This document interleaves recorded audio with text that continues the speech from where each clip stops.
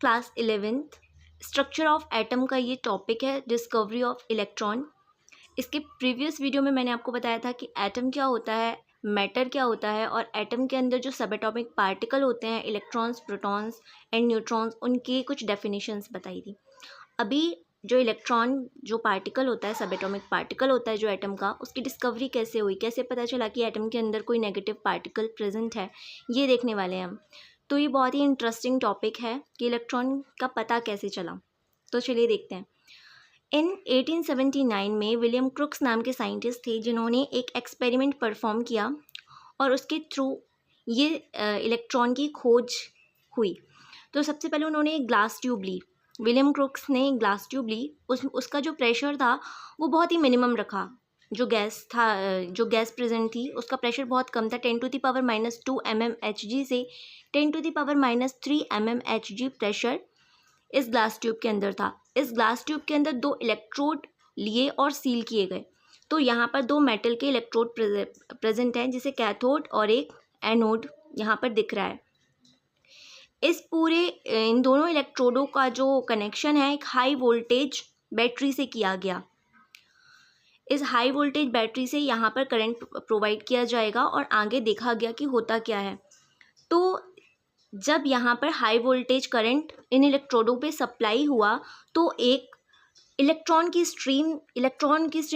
तो तब तक डिस्कवर नहीं हुआ था। एक रेज यहाँ पर कैथोड से एनोड की तरफ एक इनविजिबल कैथोड रेस यहाँ से जाती हुई फील हुई या फिर बाद में उसको देखा कैसे पता चलेगा कि वो कुछ यहाँ से रेज निकली है। तो क्या किया साइंटिस्ट ने, इसका पता लगाने के लिए परफोरेटेड एनोड लिया। एनोड में छोटे छोटे से होल कर दिए, जिससे कि अगर कोई रेज यहाँ से जाएगी तो फिर वो यहाँ से होती हुई इस पॉजिटिव प्लेट को पार करके यहाँ पर एक ग्लास ट्यूब के अंदर फ्लोरोसेंट कोटिंग कर दी गई जिंक सल्फाइड की। तो क्या हुआ, जब कैथोड और एनोड में हाई वोल्टेज करंट सप्लाई किया गया तो यहाँ पर कुछ ग्लो देखने को मिला। जो फ्लोरोसेंट कोटिंग थी उसमें एक ग्लो देखने को मिला। तो इससे ये पता चला कि यहाँ कैथोड से एनोड की तरफ कुछ ना कुछ रेज आ रही हैं। तो उन रेज को नाम दिया गया कैथोड रेज। और कैथोड रेज नेगेटिव पोल से पॉजिटिव पोल की तरफ ट्रेवल कर रही थी। इसका मतलब कि वो नेगेटिवली चार्ज होंगी, क्योंकि जो नेगेटिव और जो डिफरेंट चार्जेस होते हैं वो एक दूसरे को अट्रैक्ट करते हैं। नेगेटिव पॉजिटिव को अट्रैक्ट करता है, पॉजिटिव नेगेटिव को, और जो सेम चार्ज होते हैं वो एक दूसरे को रिपेल करते हैं। तो अगर नेगेटिव पोल से पॉजिटिव पोल की तरफ कुछ ट्रेवल कर रहा है, मतलब कि वो नेगेटिव चार्ज है। तो इससे पता चला कि ये जो रेस थी ये नेगेटिवली चार्ज थी और ये स्ट्रेट लाइन में ट्रेवल करती हुई इस फ्लोरोसेंट कोटिंग से टकरा रही थी। और सम प्रॉपर्टीज़ ऑफ कैथोड रेज देख लेते हैं, क्या क्या प्रॉपर्टीज़ होती हैं कैथोड रेज की, क्योंकि अभी तक तो इलेक्ट्रॉन का पता भी नहीं चला है, सिर्फ कैथोड रेज के बारे में ही पता चला था। कैथोड रेज मतलब कि कैथोड से एनोड की तरफ कुछ मूव कर रही है रेज। तो दे ट्रेवल लीनियरली। पहला तो कंक्लूजन ये निकला कि लीनियरली ट्रेवल कर रही हैं, क्योंकि जब इन रेस के रास्ते में एक कोई ऑब्जेक्ट रखा तो उसका शेडो बन रहा था, जिससे ये प्रूफ हुआ कि ये लीनियरली ट्रेवल करती हैं। They have a negative electric charge. ये नेगेटिव इलेक्ट्रिक चार्ज कंटेन किए हुए थी, क्योंकि ये नेगेटिव कैथोड की तरफ से पॉजिटिव एनोड की तरफ ट्रेवल कर रही थी। They have particle property show कर रहे हैं। ये कैसे पता चला, तो पार्टिकल प्रॉपर्टी इसका प्रूफ ये मिला कि जब इन रेस के पाथ में एक लाइट पेडल व्हील रखा गया तो वो रोटेट करने लग गया। वो रोटेट तो तभी करेगा जब उससे कोई एनर्जी टकराएगी, और एनर्जी कंटेन किए होगी कोई पार्टिकल जिसका कुछ मास हो। अगर उसका कुछ मास होता है किसी पार्टिकल का तो ही वो काइनेटिक एनर्जी शो करता है, क्योंकि काइनेटिक एनर्जी का फॉर्मूला होता है 12mv²। मास होना ज़रूरी है पार्टिकल में। तो वहाँ से जब पेडल व्हील, जो लाइट पेडल व्हील था, रोटेट किया तो उससे प्रूफ हुआ कि हाँ, इसमें कुछ काइनेटिक एनर्जी है, मतलब कि ये पार्टिकल प्रॉपर्टी रखता है जो भी है ये रेस पे। तो मैग्नेट्स कैन डिफ्लेक्ट देम। जब इन रेस में मैग्नेटिक फील्ड अप्लाई की गई तो ये जो रेस थी ये डिफ्लेक्ट कर गई अपने रास्ते से। Charge by mass ratio of the rays is constant आया, जब चार्ज बाय मास रेशियो निकाला गया इस रेस का तो वो कांस्टेंट आया। They travel from the cathode to anode, their properties are independent from the electrodes and gas present in the cathode ray tube.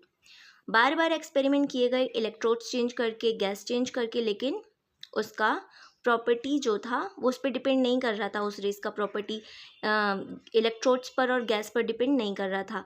Cathode rays can ionise gas, जो gas present थी जो tube में, तो वो ionise कर दी cathode rays ने। They travel more slowly than light, they can heat objects that they hit, they can penetrate through thin aluminum plate, they can make a phosphorus glow, and they have a E/M ratio 1.75882 into 10 to the power 11 coulomb per kg। तो अभी तो हमने देखी properties of cathode rays, लेकिन electron का पता कैसे चला? तो इलेक्ट्रॉन का पता ऐसे चला कि एक साइंटिस्ट थे स्टोनी, उन्होंने नाम दिया इन रेस में कि कुछ इलेक्ट्रॉन नाम का पार्टिकल है। उन्होंने एक एक्सपेरिमेंट किया कि जब उन्होंने कैथोड रेस के रास्ते में,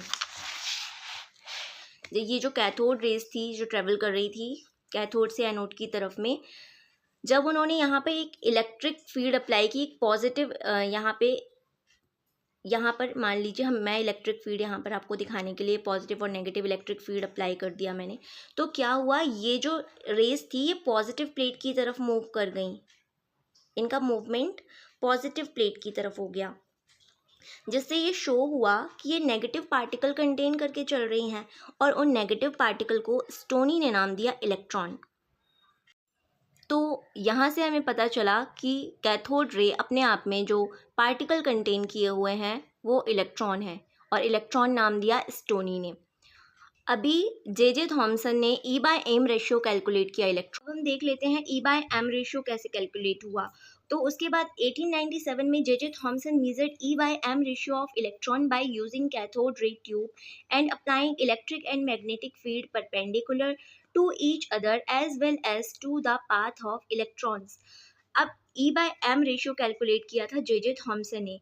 उन्होंने इलेक्ट्रॉन की डिस्कवरी की, उन्होंने पता लगाया कि कोई नेगेटिव पार्टिकल है इन रेस के अंदर, और फिर उसके बाद उन्होंने कैलकुलेट किया E/M रेशियो 1897 में, और E/M रेशियो जो इलेक्ट्रॉन का निकला वो था 1.75880 into 10 to the power 11 coulomb per kg, जो बिल्कुल कैथोड रेस के E/M के इक्वल था। उसके बाद में ये जो इन्होंने एक्सपेरिमेंट किया उसमें क्या किया, उन्होंने मान लेते ये कैथोड रेस आ रही हैं, इनके पाथ में लगाया गया इलेक्ट्रिक फील्ड और मैग्नेटिक फील्ड एक दूसरे के परपेंडिकुलर, और जब केवल इलेक्ट्रिक फील्ड अप्लाई किया गया तो हम मान लेते डिफ्लेक्शन ए पे गया होगा, और फिर जब केवल मैग्नेटिक फील्ड लगाया गया तो डिफ्लेक्शन बी पे गया, और जब दोनों इलेक्ट्रिक और मैग्नेटिक फील्ड को साथ में अप्लाई किए तो जो डिफ्लेक्शन था वो नहीं हुआ, वो यहाँ पर आया एकदम मिड पॉइंट पे। जैसे ये सीधा ट्रेवल कर रही थी तो सी पे ही हिट कर रही थी, तो फिर से सी पे ही हिट करी जब दोनों एक साथ अप्लाई किए गए। इस एक्सपेरिमेंट के थ्रू ही उन्होंने E/M रेशियो निकाला था। तो ये बस एक्सपेरिमेंट कैसे किया ये मैंने आपको थोड़ा सा एक्सप्लेन किया है। चार्ज ऑन द इलेक्ट्रॉन, उसके बाद में जो एक्सपेरिमेंट हुए वो इलेक्ट्रॉन पे चार्ज कितना है उसके कैलकुलेशन पे एक्सपेरिमेंट हुआ। तो ये किया R.A. Millikan devised a method known as oil drop experiment to determine the charge on the electron.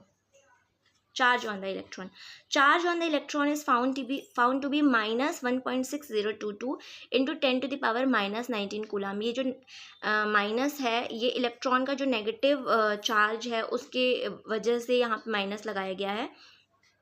The mass of electron was दस कैलकुलेटेड एज, तो मास निकाल सकते हैं अभी क्योंकि चार्ज पता चल गया कितना है, E/M रेशियो पता चल गया, तो क्या कर सकते हैं E/M करके मास निकाल सकते हैं, क्योंकि ये क्या होता है E/M E/1 है, और ये डिवाइड की जगह हम इसका रेसिप्रोकल लेंगे तो m ऊपर जाएगा E नीचे रहेगा।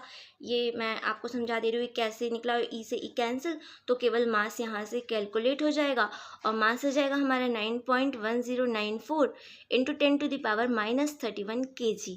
तो यहाँ तक हमें इलेक्ट्रॉन का charge, E/M ratio and mass पता चल गया। अब इसके बाद हम देखेंगे डिस्कवरी ऑफ प्रोटॉन। तो I hope discovery of electron और कैथोड रेस की डिस्कवरी एंड यहाँ तक की बातें आपको क्लियर हो गई होंगी।